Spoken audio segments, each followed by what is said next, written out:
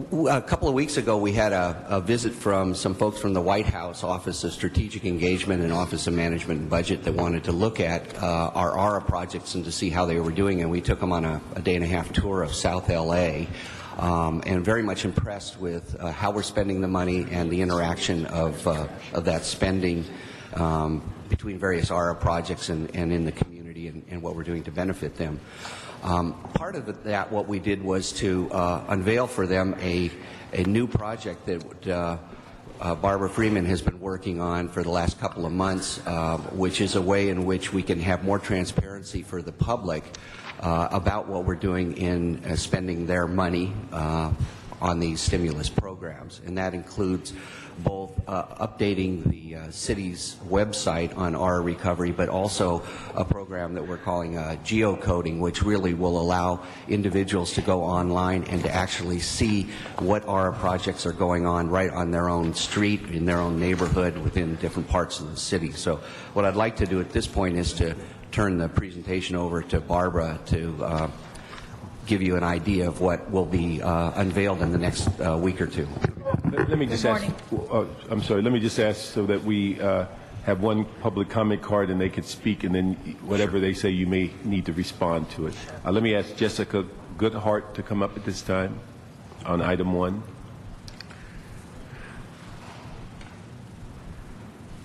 Is Jessica here?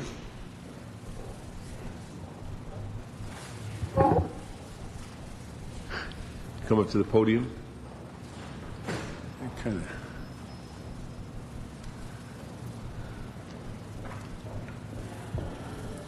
Good morning. Good morning. My name is Jessica Goodhart, and I work for the Los Angeles Alliance for a New Economy, and I'm director of our Repower LA program, which is a campaign that is advocating for an expanded and improved energy efficiency program at the Department of Water and Power that is linked to the creation of good jobs. And I'm here today to speak briefly in support of the weatherization program at the department. I'm here to say I'm really excited about the program in the sense that this is exactly the kind of capacity that we feel the department needs to be developing.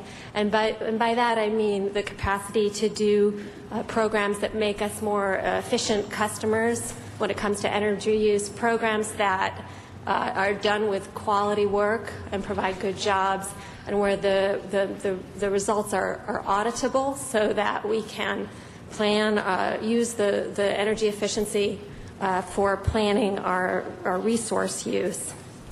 And we also need programs to keep our bills down, and particularly for our low-income customers at a time when every dollar counts. And I also want to take a moment to speak about the jobs that are being created with this program.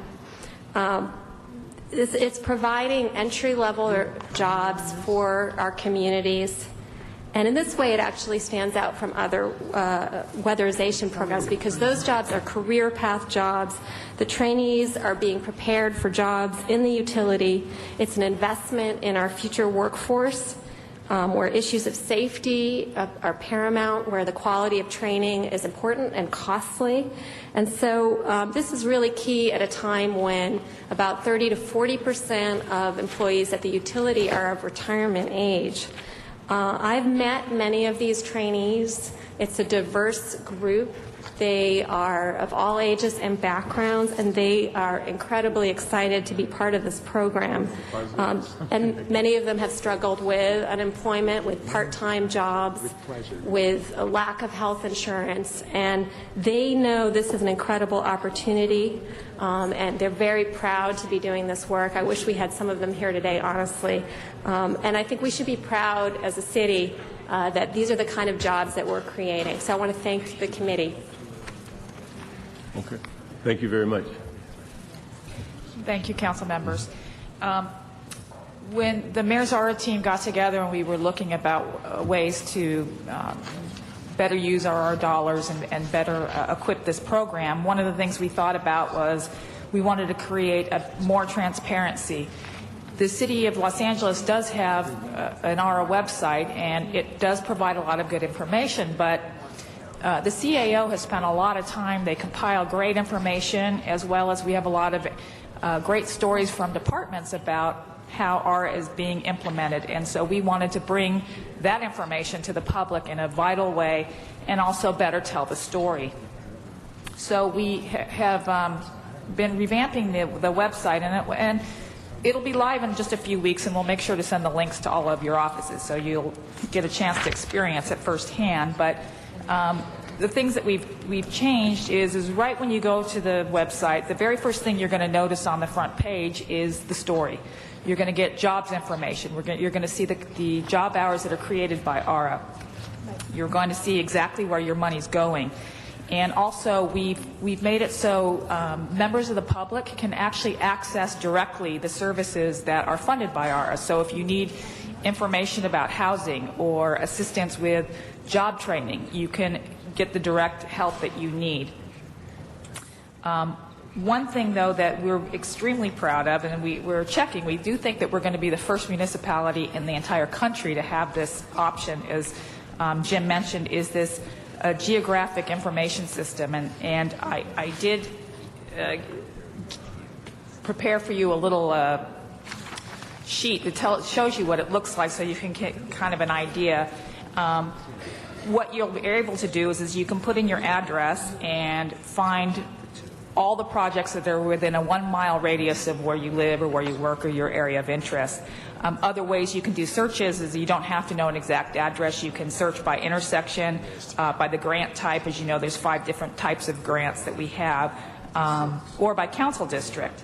And on the back of this sheet, you can see it'll look better than this. This is not actually in the frame yet because all the components are being put together. But you can see all the projects are listed, and you actually get a map, and you can scroll over the dots that show you where projects are, and it'll give you a description, as well as you can get a written description on the left-hand side about everything you get. What makes this GIS system unique is that we didn't just code grants. We coded every single LED retrofitted stoplight, every WorkSource Center jobs program. You know, every dollar that was spent, we actually showed you where it went, not just that it went to public services or public safety. You'll see where the dollars are. So we're excited about that. Let me just ask so I'm clear. This would be an additional feature on the existing web page? Well, we are overwriting the old web page, so this will be a new feature. Okay, but I mean, is that on the same web page address? Yes. Okay. Absolutely. Right. We made it a very straightforward website. Okay. There's not a whole lot of pages because we gave you information that you can look at and don't have to do a lot of reading. We think that that's what people like. And just for the public, could you give them that website address? Yes, it's not up yet, but it will be larecovery.org. Okay. One other thing, though, that I'd like to draw to your attention, because well, first of all, I do want to give a shout out, if I can, to Jim Price and Kirk Bishop of the Department of Engineering, because they actually did this geographic information system almost as volunteers. I know they are city employees, but they did it in addition to their regular work. They agreed to do it. We asked them, and they have been great about doing that, so we really appreciate that. Another function, though, that this will have that I think is great, that we actually got a volunteer to help us with an interface. If you are looking at the handout I gave you, there's tabs at the bottom, and they're pre-sorted. So if you want to view projects by know what all the projects are, there's an entire list of them, and then you can click on any project, and you can find out more specifically about what the project does, how much money we've spent so far to date. There's pictures and photographs and videos that can be uploaded there. So I think that that'll be a really helpful piece of information. Also, there is a tab for council district, and we created this because we are always reminded that members of the public don't always know what council district number they live in. They might recognize you by your face, right, or your name. Yep. We forget that sometimes here. We use the shorthand. So if you look under the tab that says Council District, I'm pleased to say, I hope you enjoy that I put all your faces there. So if members of the public, or even if you're out in the community and you want to tell people about ARA that's happening within your district, they can click on your face and then see the projects that are in your district. Wait a minute. I mention this because this has been put together a lot by volunteers and interns. And I'm hoping that we have the capability to do this last bit of work. I've been having to beg, borrow, and steal labor to get it done, and ITA is at capacity. They don't have the staff to help us do this, so I am looking for volunteers to help me hook up this last bit of information to the CAO's server. So I'm hoping I may be able to do that. I've exhausted all of my friends so far, but if you know anybody in your offices who have IT capabilities, I would be happy to put them to work on this. When do you expect that this will be up? We are hoping to have the model finished within a week, and then we'll have everybody will look at it and be able to give their input. We want to make sure, we want to double check all the addresses, make sure there's no misinformation. We're hoping this will be a great tool for the press to use if they want to write, we'll give them the tools to write positive stories, because there certainly exist. And the last thing I wanted to mention... What press was that? Well, there are good things happening, and you can see them in the, a lot of stuff happening in the Valley, for example, and you'll be able to find that. The last thing I did want to add is under that tab that I noted about Council District and the projects in your area, your staff will have the capability, if you want to add photos, videos, when you're out speaking, anything from things that you've done in related to ARA, we can add that to this for you. We did go through all of the council members' websites to look for press releases related to ARA, so that's on here too. So even though we're in the mayor's office, I want to rest assured we know this is a city site. So is it going to be a planned press event when this becomes live? We're thinking about it. We're thinking about it. We'd like to. So anyway. What would be good, though, is if you have a meeting with the communications people of all 15 council districts, ask to meet with them, bring them in a room, take them through this communication purpose. I would love to do that, and I'm glad to have you say so. Well, I'm volunteering my communications. I appreciate that. This has been a lot of hard work by a lot of people, and like I said, most of it's been volunteers and interns. So. Yeah. And the same part of the same question, frankly, and that besides the website, not everybody is absolutely friendly with the internet, but neighborhood councils, all of them, at least I have 8 neighborhood councils, they all have people who are extremely able when it comes to websites and bringing things down, but they also need to interpret it and present it to those who aren't 100% where we need to be, obviously. And so neighborhood councils, for me, will play a major role in the continuing discussion of it. And so when you think about it, at least in my district, I like all my 8 neighborhood councils to be somehow plugged into this process so that they have access to look at their particular area, neighborhood council area, with the kind of parochialism that neighborhood councils like to do in their blocks and their neighborhoods. Sure. And if we can make that aspect of it happen, it'll even be more public and user-friendly. That'll be very easy to do. So great. That's a great suggestion. I appreciate that. Thank you. I just wanted to give a brief summary, too, of where we stand with ARA. Also, as you know, we were awarded a little over $611 million. We've had 109 projects. 24 of those projects have been completed to date. This is as of the end of July. We have spent over $330 million, which is 54% of the funding. We've spent or committed almost $543 million, which is 88% of the amount of total funding, and we have some almost $69 million still to be contracted. Most of these projects do expire on September 30th, 2012, but we do have some that extend beyond that are 5-year projects. We've created over 5 million hours of paid work, both public and private sector hours worked as a result of ARA, which translates to about over 2,400 full-time equivalent jobs. And the last thing I'd like to do, again, since this is our last meeting, is I'd like to acknowledge the team that's been part of this. We've been headed since last November with Rushmore Cervantes as the head of our team, Miguel Sandalang, Greg Spots, who is not with us here today, Barbara, who's been part on the mayor's team, and then on the CAO, we have Tyler Munhall, Cami Fong, Stacy Sosa, and Bill Kreitz was my original running mate when we were first doing this. So we've appreciated the opportunity to be here and make these presentations. Thank you. And don't worry, it's not your last meeting. I know. We're just moving committees. But Jim, Richard, before you leave, I think Richard Alcon would like to ask you a question. Actually, I need to ask a question, Barbara, regarding the website.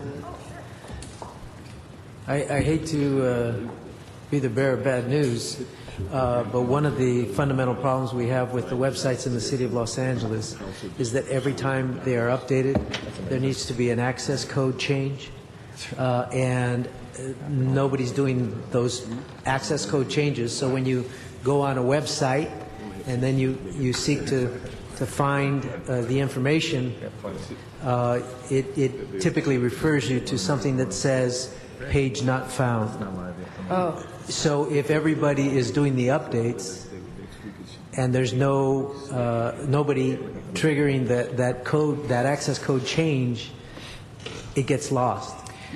Well, I will be honest with you and tell you I'm not completely sure I know what you're saying, but I have taken a copious note here, and I will make sure that is addressed, because I have access to people who will know exactly how to address that. Yeah, actually, that's one of my challenges as the new chair of the IT committee, but it's a citywide problem, okay. And the issue is very simple. Somebody needs to be in control. Every time somebody changes something on the website, that person needs to know so that they can update the code.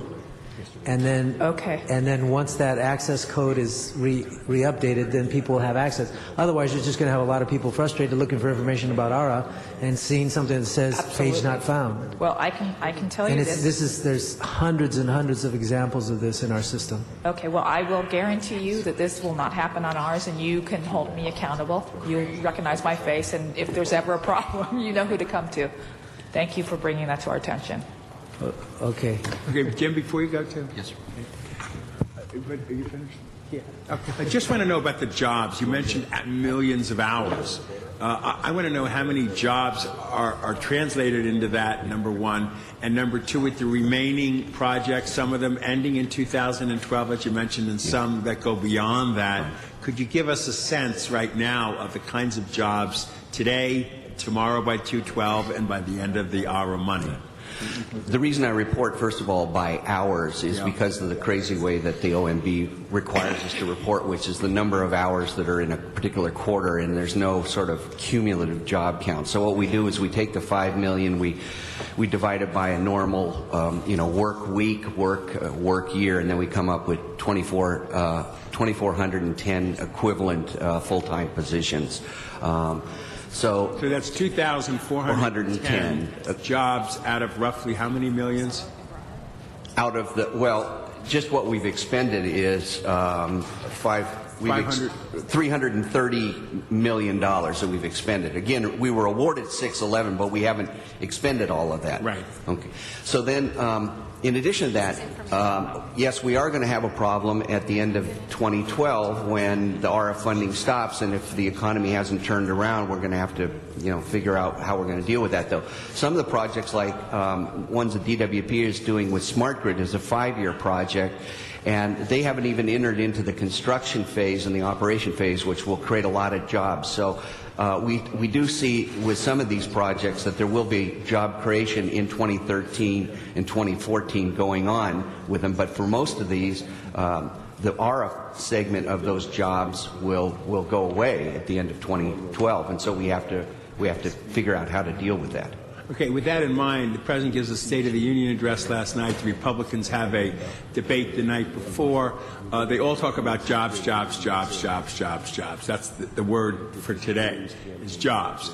In the President's discussion, he talked about $450 billion stimulating, he didn't use that word anymore, whatever they're playing with themselves, about that kind of stuff. But the bottom line is a certain portion of it is supposed to create jobs. Some of it is to be part of the infrastructure, $50 billion for infrastructure. When you hear the $50 billion for infrastructure, does that tie into the ARA on some of the projects we're looking at? And does other parts of the President's package, assuming the Congress and the the president can work out something of value, will it filter in or become part of and continue some of the projects that we're engaged in? Well, the President's looking at major, probably most of that infrastructure funding will go to the states, and it'll probably be used for major highways and bridges and those kinds of projects, as opposed to individual street resurfacing. Measure R, for instance. Yeah. Could it filter into the Measure R issue, which the mayor has been tremendous champion on? Senator Boxer already has provisions for America Fast Forward and the Surface Transportation Reauthorization, which would include $1 billion for the TIFIA program, which is a financing program that you can leverage on about a 30-to-1. So it would create $30 billion worth of federal financing, which we could be recipients of. That will be a direct benefit to us. And as you know, if we can do America Fast Forward, we've estimated that it will create 166,000 jobs just here in Los Angeles area. Yeah. So that's very important to do that. The other aspect of what the President was talking about last night was school modernization and reconstruction. So again, not necessarily directly benefiting us, but benefiting LAUSD and other school districts around in the area that will create jobs for people here in Los Angeles. But just to conclude that point, in the $50 billion he talked about for infrastructure, do you see that complementing our Measure R strategy, which in part was were strategies of borrowing money from the federal government and doing this and that and everything? Yes. To answer your question, yes. Very good. We do have one public speaker card on the verbal report on item number 1. So, we already did it? Okay. And thank you for those earlier comments. All right, thank you. Appreciate it. Let's go to item number 2 then.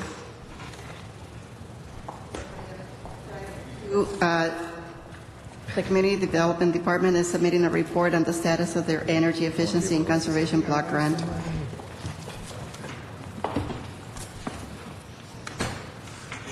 Good morning. Good morning. My name is Mark Hoffman. I'm with the Community Development Department. Before you today is our 13th monthly status report regarding the Energy Efficiency and Conservation Block Grant, or ECBG. When CDD was designated the entity to administer this grant after the Department of Environmental Affairs was eliminated, we began, under council instruction, reporting on a monthly basis. So this report contains status on the 15 plus projects that are funded by this grant. There are about 8 city departments, agencies involved in the projects, and Appendix B contains status of each of those projects in terms of both expenditures and progress in terms of the implementation of the projects. Typically, I would highlight some of the accomplishments, but because there's a number of items for council action, this month I'd like to focus on those items, and unless you have questions on the status of any of the projects. Go ahead, please. The items for council action today involve 4 basic areas. One is providing appropriations for CDD and the CAO in terms of salaries. We both have line items to administer the grant. CAO administers ARA, we administer ECBG, and this is simply our appropriations of salaries for the current fiscal year. The second item for action, or the second set of items for action, involve General Services Department. They have a line item related to municipal facilities retrofits, and the appropriations contained in this report simply give authority for them to spend the money as intended, which is for retrofits. And in the report, you'll see a number of projects described that the money will be used for. Third is the Department of Water and Power has a few different projects under ECBG, 4 line items basically, and this report contains moving money between some of the line items, principally to give funding to nonprofits for retrofits. There had been $2 million in that line item to begin with. Money was moved out to try to spend it quickly, which it was in the area of incentives. They've spent $2 million in commercial and residential energy incentives. But now they also would like to return money to the nonprofit community because they've received interest from 80 organizations, and they want to move beyond energy audits, which are simply informational on how to save money, to actually doing some retrofits to to save these nonprofits money. So it's the same nonprofits that were doing the education work? Is it they come from the same pool, or is it? Well, they actually have two line items related to nonprofits. One is nonprofits that are doing outreach in the community to educate the community on energy savings, and then another line item where nonprofits actually applied for themselves to have their buildings looked at in terms of energy savings, and audits have begun, and now they want to move beyond the audits to some retrofits. And they have done some, but they want to try to do something for each of the 80 entities that applied, so everyone gets something out of this process. And we spoke with the Department of Energy about this, and they seem supportive. They like retrofits. It's actual energy savings as opposed to simply audits.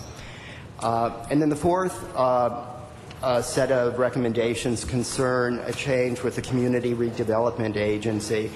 Because of issues that they're having with the state, constraining their operational ability to contract, they are concerned about being able to carry out the project that they have, and they approached CDD about assuming responsibility for their commercial properties financing project.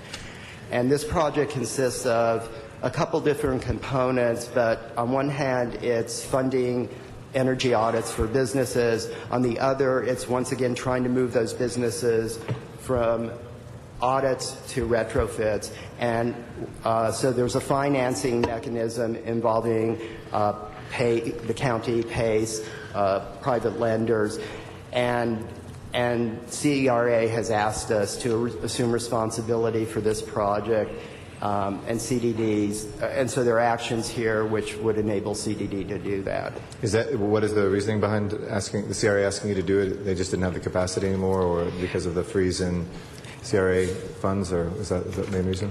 Rhonda Gaston with Community Development Department. You're correct, Councilman. Actually, because of the state's limitations, the limitations on CRA right now, because of the state, in terms of them actually amending some of their contracts and moving forward with some of the administrative actions, they don't have that capacity anymore where CDD does. So we're transferring it to CDD so that the programs can continue and we safeguard the funds in the city of Los Angeles and avoid reversion of the majority of the funds to the state. And I want to make sure you guys get the administrative funds as well, so that your capacity isn't taxed. That's transferring with it as well? Correct. We will bring on a sole source agreement with a limited partnership. Is it Sustino Group? And I believe David Hodgins will be leading that, and he's in the room to address it. We'll bring him on as a consultant so that we have the continuity in terms of the program management from CDD to CRA. Okay. We have consulted this morning with the CAO's office to ensure that they were okay with all of the recommendations related to the transfer of the action. And they have asked that we amend recommendation number 2, A, B, and C to ensure that all of our actions in that regard are subject to the approval of the city attorney as to form and legality, and also subject to the compliance with city contract requirements. And my understanding is that, well, backing up a little bit, CDD now has about 6 months to continue this program and to close it out because the majority of the funds expire in March. The item hasn't been agendized for council as yet, so we would ask that, if possible, that this would actually be scheduled for the next council meeting so that we can assure the state that the council has acted and given CDD authority to move forward, and that they are comfortable that transferring the dollars to CDD was the right thing to do. We'll work to agendize that with you. Okay. Questions from the committee? I just have one.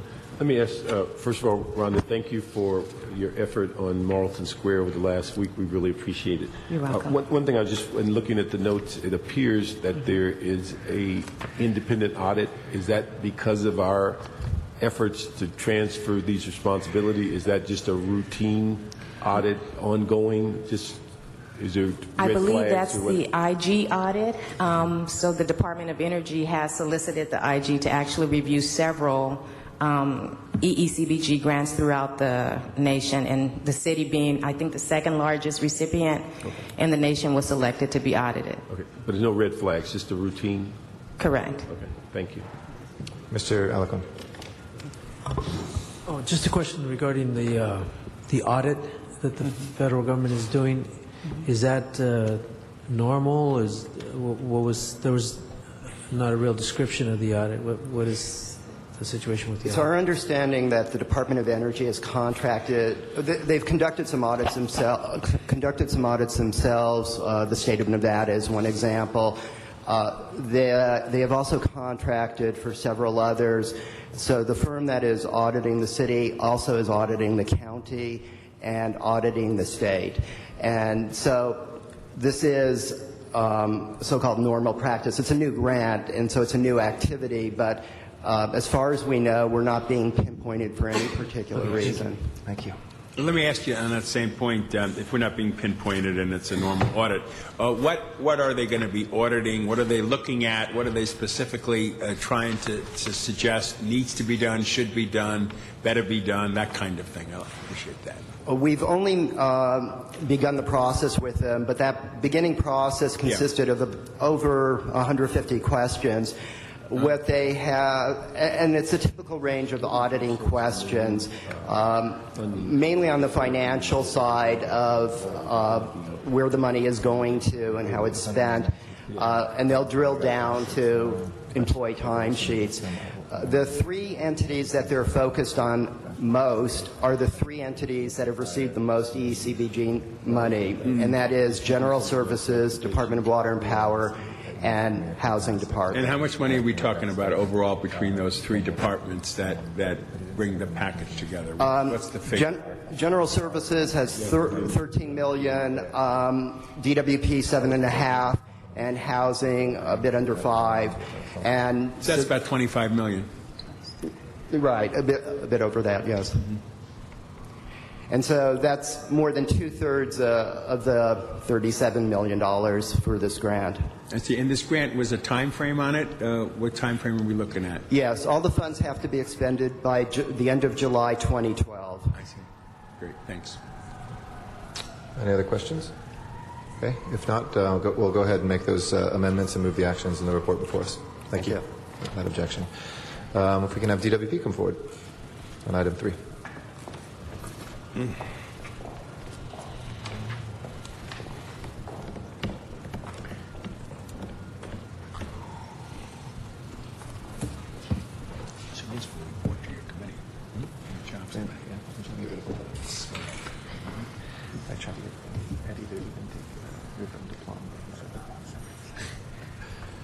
Good morning. How are you? I'm fine, thank Good. you. I'm Lorraine Pasquette, and I'm the Senior Assistant General Manager with Sustainability Programs and External Affairs. In the Sustainability Programs, I have the team who oversees our grant programs, both the weatherization and the non-weatherization. Also at the table with me is Mike Koya. He's the Assistant General Manager for the power system. And Mike's been partnering with us both on the weatherization program and the nonprofits to develop the workforce, specifically the UPCTs, to serve the weatherization, and has been helping us build an in-house program, which we haven't done before on the weatherization side. Much of what we'd like to cover today was also covered before by the representatives from CDD, and I don't want to be repetitive to hold up the committee, but we can go over the transfer of funds in more detail if the committee would like to do that. We passed out today some packets on the weatherization program to give you a little bit more color, some more details on some of the program elements. It's in a green, let me hold it up for you. It's in a green packet. It looks like this. And one of the items that I want to highlight for you is the compliance with the grant and the development of the program and our ramp rate. As you know, we did get a slow start. We are serving portions of the city. Other portions are served by contractors. The design of our program is unique in California. I will tell you that we're working very closely with the state of California, the oversight agency, on the expenditure of the funds and the design of the program.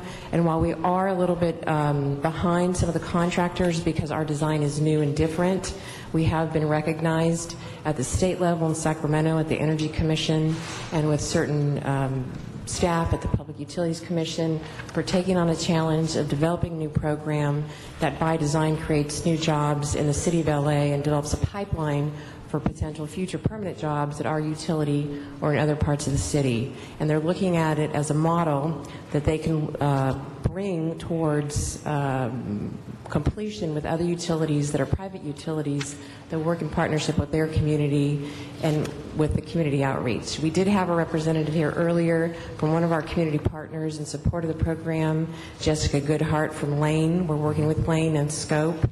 One of the issues that was raised earlier in an earlier committee hearing by Councilmember Alarcon is the level of outreach, and I want to address that as well.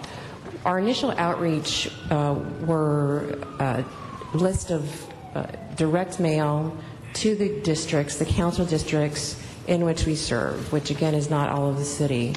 There was a different set of responses. As we worked through the program, certain constraints were identified. One of those constraints, one of the single largest, was a language barrier. As we looked at the language barrier, we looked at the forms. In your packets, you'll see there are 6 very detailed forms that our customers, your constituents, have to complete.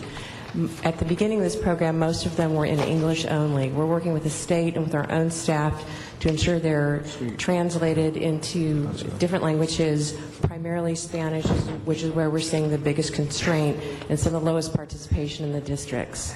One of the added outreach efforts that we put in place after the last committee hearing was a direct dialing to a phone bank, direct dialing using our Spanish-speaking representatives to 600 homes in the areas that are underrepresented.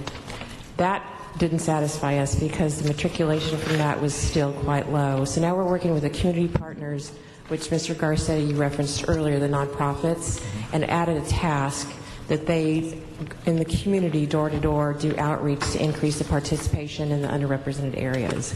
Our ramp rate has been steep since we've added staff. In the last 2 to 3, 4 weeks, we added intake staff to process and outreach to our customer. On the back end for processing, we've added additional staff, and today Mr. Koya will award a contract for additional services so we can execute on the grant, hopefully sooner than the grant deadline, and reach those 2,500 homes. This past month, our goal with the state was 200. We serviced about 161. With completed paperwork, we'll report under 161, but we're in conversation with the state, and they understand that the services that were delivered reached nearly the 200 mark. So we're very pleased with the outcome. We're pleased with the structure of the program. We're confident by next year, next summer, early summer, we will reach our goals.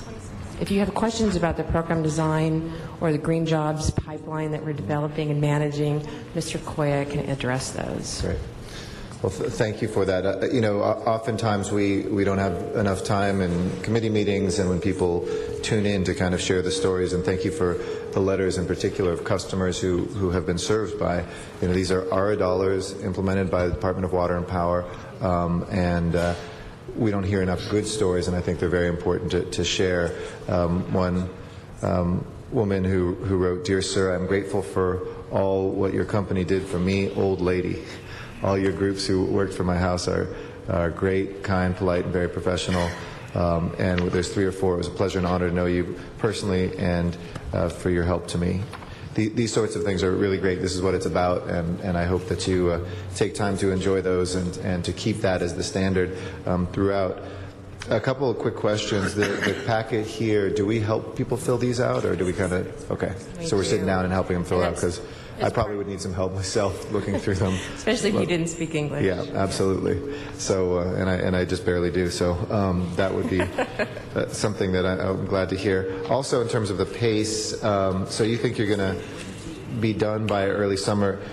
We have about a pace that there's about 2,000 left. Is that correct? 2,000 units, more or less. Okay. The goal at the end, 2,500 homes. So yeah. So. We're going to have to do about 325 a month. Is that right? And then towards and we are fully ramped up on the installation side, the weatherization side, and now our challenge continues to be to help people qualify and do the intake process and get it to the weatherization crews.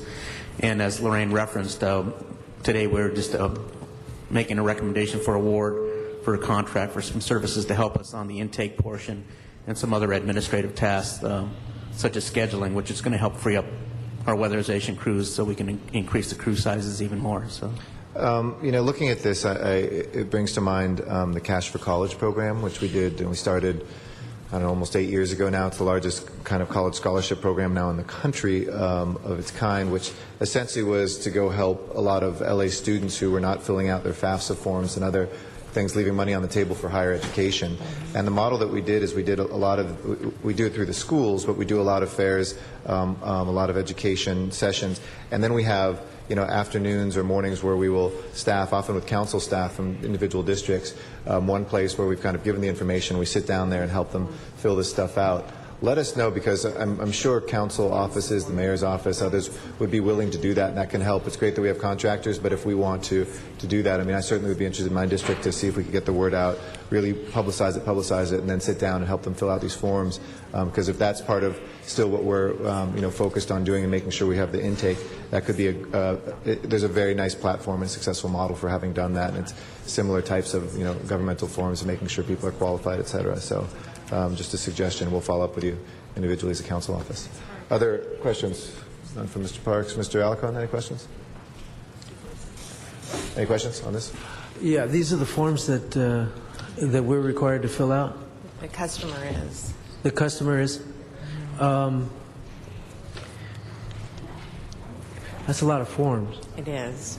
So, and it has created. After they fill out these forms, they buy a house, or what happens? It is. And that's one of the council. And I understand community-based organizations that have similar programs are not required to fill out these forms? They are required to fill out the forms. What they aren't required to do, which is in your packet, that public agencies like the Los Angeles Department of Water and Power is required to do. This is the piece in your packet.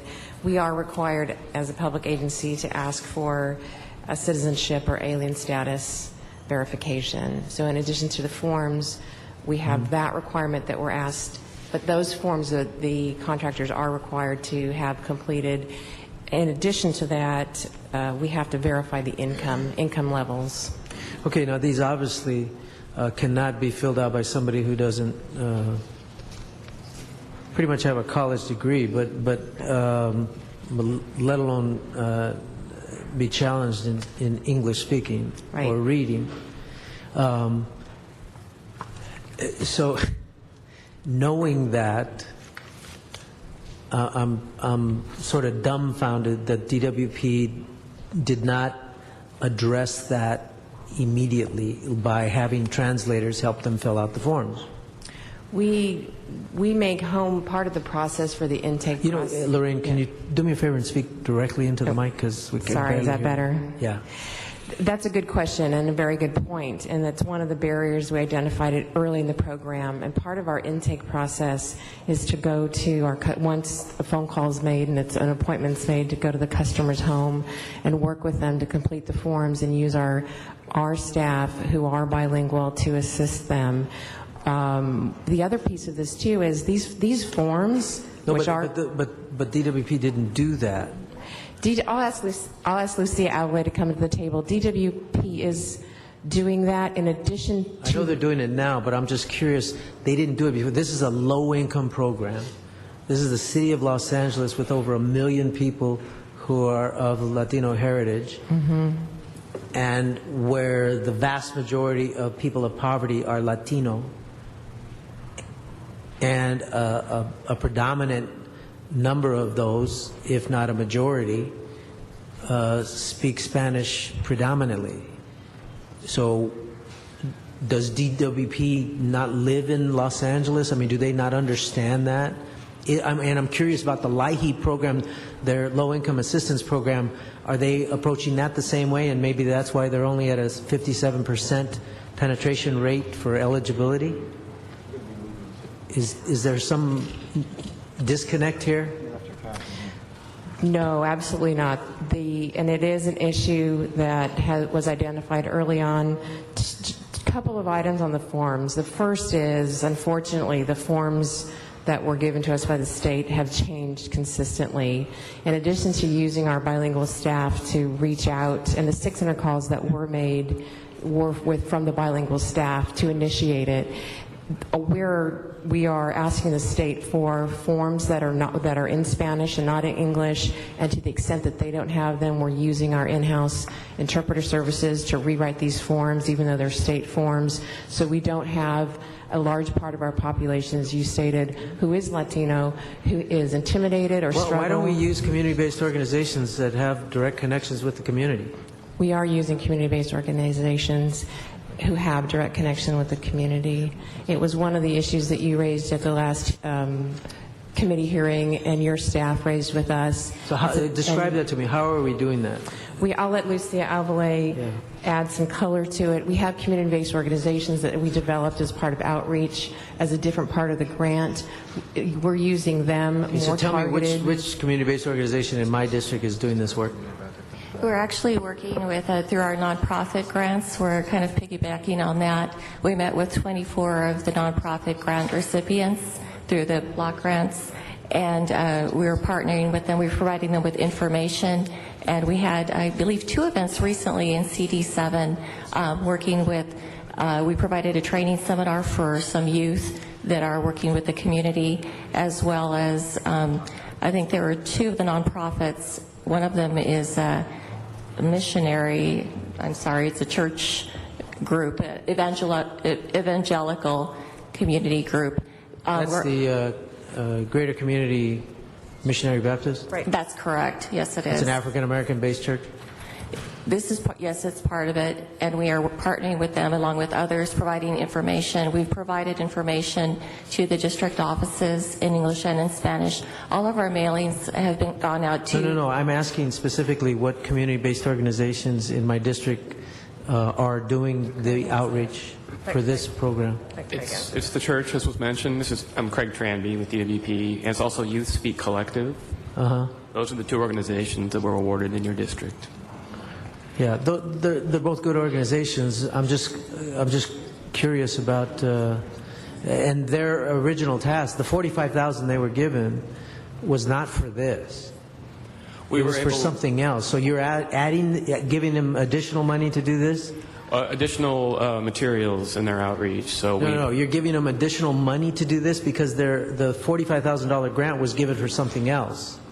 The outreach scopes were set. However, they can blend this message into the existing I'm asking a very specific question. Are you giving them additional money to do this? We are not. We're not giving them. Why not? If you gave them $45,000 grants to do a thing, I'm assuming that was what they were doing. But you're asking them to perform this task, which should require additional funding.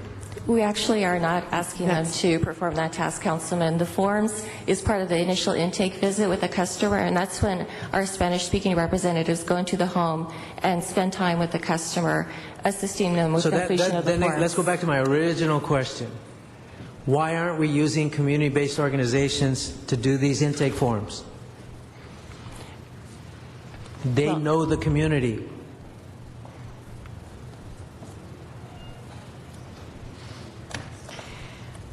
That's not the way we've structured the program. We're using community-based organizations. We've structured it so that for outreach. We've structured it for failure. Nope. The intake process is a very complicated process that involves multiple contacts with the customers. But if you want to be most effective, you would get Spanish speakers from that community to communicate with their community. Organizations that there's dozens of them who can do this. And that's what the other organizations are doing, aren't they? Didn't they hire on the east side? They hired Telecu to do this. Mm-hmm. And are they having better numbers? You know, I just continue to be frustrated at the sort of lack of cultural understanding that DWP has. This is a low-income program, and you don't design it to address the needs of bilingual communities and monolingual communities in Spanish in particular. So of course you're not going to have the numbers in those areas as high as other areas. So if you want me to patronize you and read a letter to you from a constituent who's happy because they got service, that's not what I do. I need to fight for services in my community, and I often have to fight with DWP to get those services. So is there any opportunity to do this better? You dump on community organizations, you give them $45,000 to do a program, and then you use their name, and I would say not in the most positive sense, try to suggest that they are, in addition to the original grant, responsible to do outreach on this without giving them additional compensation. That's disrespectful. It's not additional outreach that they've been asked to do. It's part of the original outreach scope. What they have not been asked to do is to fill in the forms. That would be additional. What we've asked them to do so far is not additional. No. What we were asked to do was select organizations to do energy efficiency programs in our communities. There was no specific mention of this. And you asked us to pick those agencies, and we picked those agencies, and I picked 2 good ones. You did. But you never told us that they had to do outreach on weatherization. Their scope suggested a variety of messages that they might deliver, and this is one of those messages. That sounds like a bunch of gobbledygook. That's not what you told the councilmen. If you had told me that we need to do the ERA grant, we need them to market our ERA grant to get weatherization projects done in the district, I may have picked somebody else, an organization that speaks Spanish, for one thing.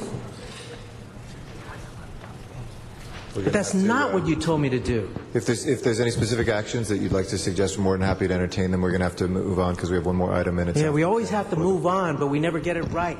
We'll take as much time as you need, Mr. Alarcon.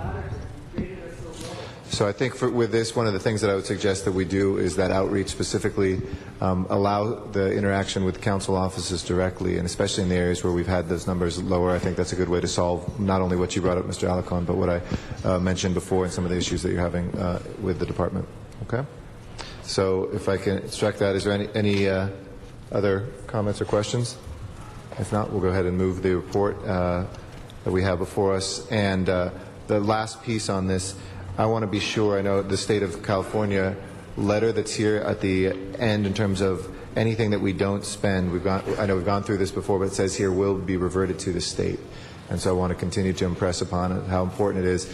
And I know we're ramped up, but we look forward, I think in the next month or 2 we'll see whether that ramping up keeps us on pace, and if not, we should have a plan of what to do. Perhaps expanding to other groups, as Mr. Alarcon had implied, is a way of getting that out more quickly, but I think also assisting other people to find out about this, and if you need additional people power for the intake, I think we can help with that. Okay? Thank you. We have one card on this item before we move it. Mr. Arnold Sachs, would you like to speak on 3?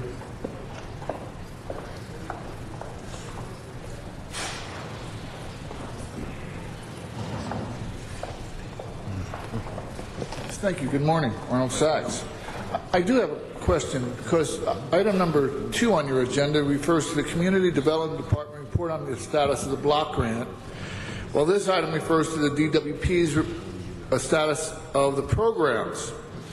And I have some items here. This is from May 28th of last year, where the city was to receive over $37 million in energy efficiency and conservation block grant funds made available to the city through the American Recovery and Reinvestment Act of 2009. In June, you had an update, June 2nd, and authorized the LADWP to act as the agent for the city concerning the grant, to oversee the program and financial administration functions of the grant, comply with all applicable reporting requirements related to the acceptance of the grant, and ensure that the city has no disallowed costs from the use of the grant.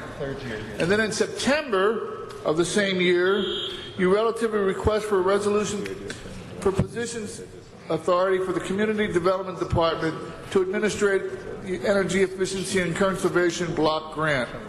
So why, if you gave it to the DWP to administer, would you go ahead and give it to Community Development? Because of the time, we have to limit to 1 minute. Yeah, I understand, thank you. But, appreciate your comments. Would you like to give your general public comment now, too? 2 different people overseeing the grant. and you have a shortage of funds. Sorry, sir, we have to move on from this one. Would you like to give your general public comment right now, Tim? I could, yes. Thank Go you. ahead. I believe I overheard when you were speaking about the item prior to the last one, a mention about getting funds and making sure that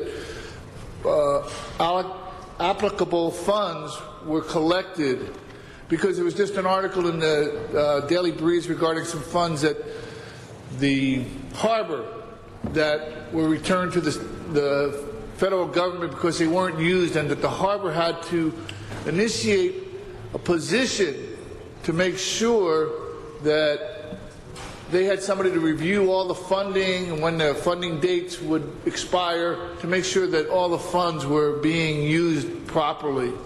So I was wondering, that being the case, you've got people working in Washington that you're paying to move city projects along. Do they not notify the city departments, government agents, whatever, that, hey, you need to act on these funds because the date for them to use them will expire? Are you not repeating yourself incessantly over and over again to create positions that cost the city fund? Thank you. Item 4, colleagues, I'm going to move forward without recommendation so we can have it in full council, just so we can keep up with the time. There's no public comment on this, so we'll close the public hearing on it, but then we'll move it for council. And any questions that council members have, we can bring up in council. Certainly, I'll ask a couple questions about it, but let's move it forward right now without recommendation. Okay? Could I just put some questions on the record? Yeah, please go ahead. Questions on the record for this item number 4, which I'd love to get answers to. Are these in any particular order? What specifically will be done at each site? Will the sites need to be closed during the retrofit work? How are these sites selected? Who will perform the work? Current city staff or new employees? Those are the questions I'd like to get answers to when it comes before council. Okay. Thank you, Mr. President. We'll give that to the CLACO and make sure we get those questions, and I'll have a few as well. So just in terms of times, any other questions? No, I just want to say that thank the staff for looking at different ways to positively impact the general fund, and I think hopefully with the 20% reduction and the 70% subsidy, we will find at some point that there will not be a general fund impact. I would have loved to see the city CAO had said that is a fact, as opposed to saying it's likely, which still kind of leaves us up in the air. Yep, absolutely. All right, thank you. We'll move that forward with that recommendation, and we'll have that in council. Thank you all very much. This meeting of our Economic Recovery and Reinvestment Committee is adjourned. It will, for folks who follow along, this will be part of our Jobs Committee moving forward. Thank you. Call them, just get some